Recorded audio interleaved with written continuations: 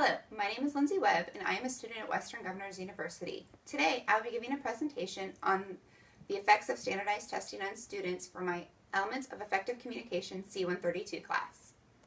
During the 2014-2015 school year, a study done on students in 66 urban school districts found that they sat for tests more than 6,570 times, and that some of these tests were given in order to fulfill federal testing law requirements, while others originated at the state and district levels, and some were even optional, and this is according to Strauss in 2015. Research suggests that today's students are given too many standardized tests in schools, which are affecting their class instructional time, graduation requirements, and behavior. Today, I will discuss 3 points regarding the effects that standardized testing is having on students. First, with a large number of tests required each year for students, teachers are required to instruct a certain tailored curriculum that prepares them for these tests at the cost of valuable instructional time. Second, students are required to complete certain testing requirements in order to graduate. And third, the pressure for success on standardized tests has become overwhelming for today's student population, and it's causing a number of issues both in and out of the classroom. My first point is on the impact that extensive testing is having on class instructional time. Classrooms have seen a major change in the way that curriculum can be taught by educators. For example, the curriculum has been reduced to cater to standardized tests, thereby either eliminating or decreasing the amount of time spent on other course subjects, such as science and social studies, as well as foreign language and the arts, which is from an article, How Standardized Tests Shape and Limit Student Learning in 2014. Another example, which can also be found in the article, How Standardized Tests Shape and Limit Student Learning 2014, states that educators have minimal control over the material that they are allowed to instruct because they receive an already created curriculum, and the strict guidelines from their assigned curriculum has caused school to be less engaging for students, and it is curbing their creativity, which impedes the learning process. The amount of instructional time lost due to test preparation and administration is staggering. As you can see from my visual aid by Layton in 2015, a study done on 66 city school districts, it shows that the average number of hours spent on testing as well as mandated tests given, it displays that 8th grade has the highest average at 25.3 of hours spent testing, and 10th grade with the highest average of mandated tests given at 10.5. According to Layton in 2014, today's students on average are taking about 113 tests between grades pre-K and 12th grade, and according to Lazarin in 2014, they are spending an average of 15 to 16 hours on state and district level testing between grades 3 and 8. And these hours do not include the federally mandated tests that are required each year for various grade levels.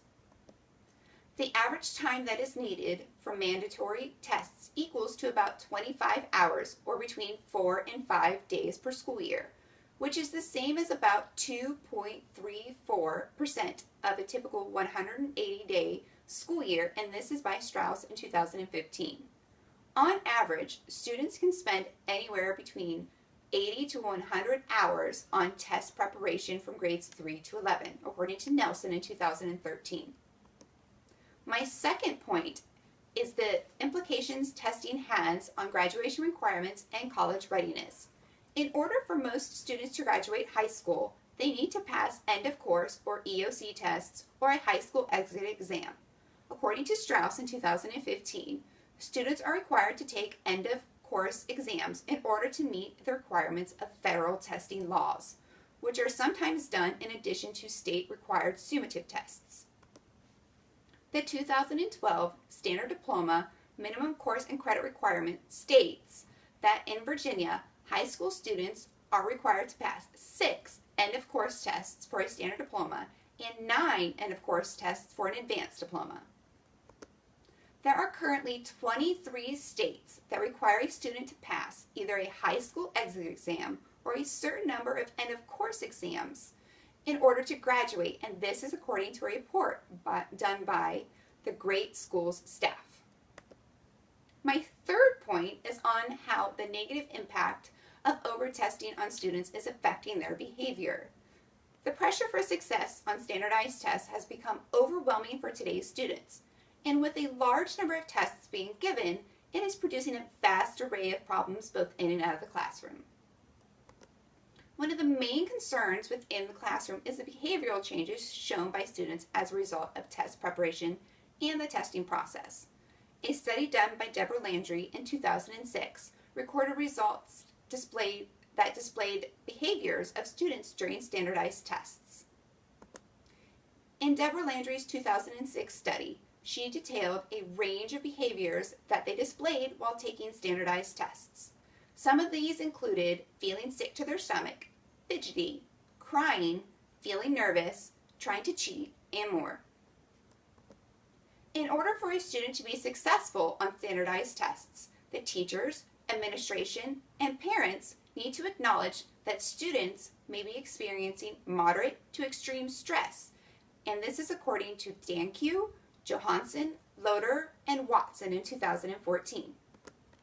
When students fail a standardized tests, the influence it can have on them can be severe, such as it could cause them to drop out of school, it could cost them their diploma, or they might be placed in special classes, and this is by Phillips in 2006. And finally, excessive testing can add stress on students and cause them to get test anxiety, act out, and lose interest in various activities.